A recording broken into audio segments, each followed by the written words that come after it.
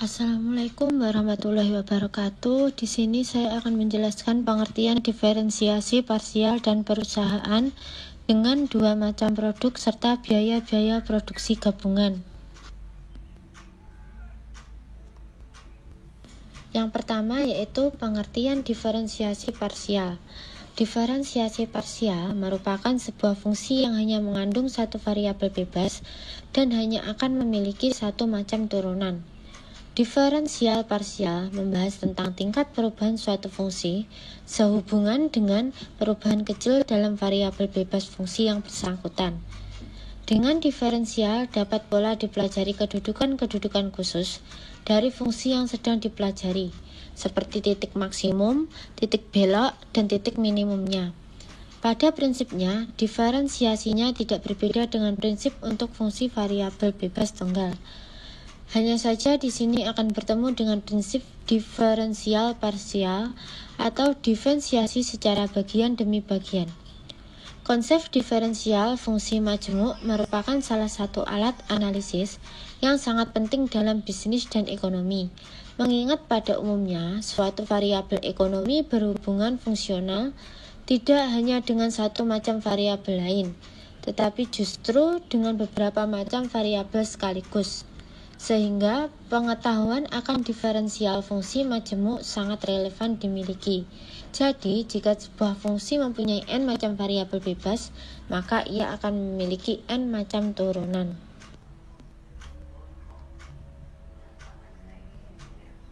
Yang kedua yaitu pengertian perusahaan dengan dua macam produk dan biaya produksi gabungan.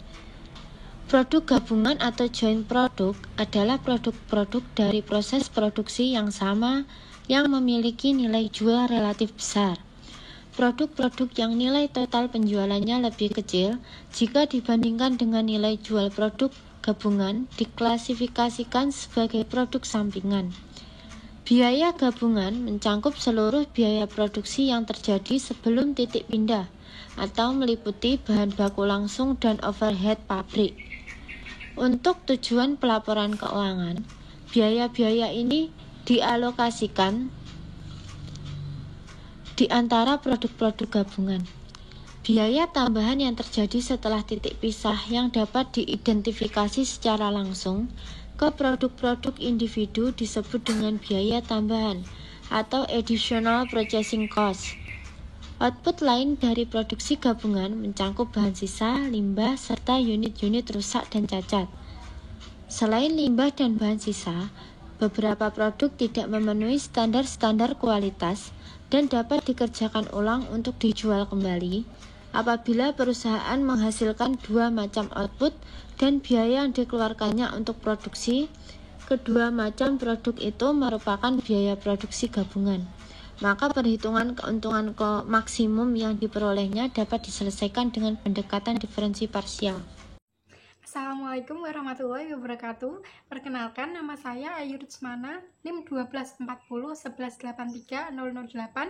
Di sini saya akan menjelaskan tentang diferensiasi parsial. Sebuah fungsi yang hanya mengandung satu variabel bebas hanya akan memiliki satu macam turunan. Apabila y sama dengan fx, maka turunannya hanyalah turunan y terhadap x. Dengan kata lain, y turunan sama dengan dy per dx. Sedangkan, jika sebuah fungsi mengandung lebih dari satu variabel bebas, maka turunannya akan lebih dari satu macam pula, sesuai dengan jumlah macam variabel bebasnya. Jadi, jika sebuah fungsi mempunyai n macam variabel bebas, maka ia akan memiliki n macam turunan. Jika y sama dengan f x z, maka akan terdapat dua macam turunan, yaitu turunan y terhadap x atau parsial y per parsial x, dan turunan y terhadap z atau parsial y per parsial z. Lalu untuk contohnya yang pertama yaitu y sama dengan f x z.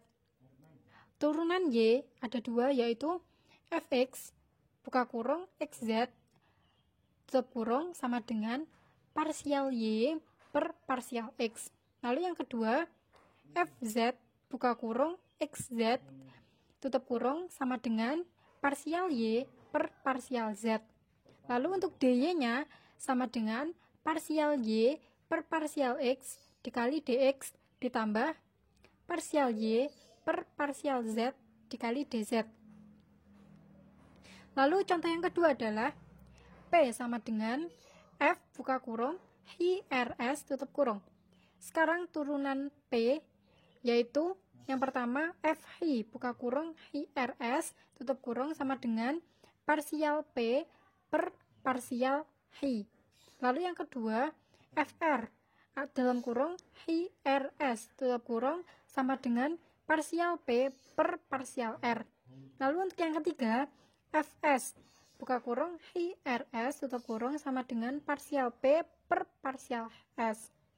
Lalu untuk DP-nya sama dengan parsial P per parsial H dikali DH ditambah parsial P per parsial R dikali DR ditambah parsial P per parsial S dikali DS.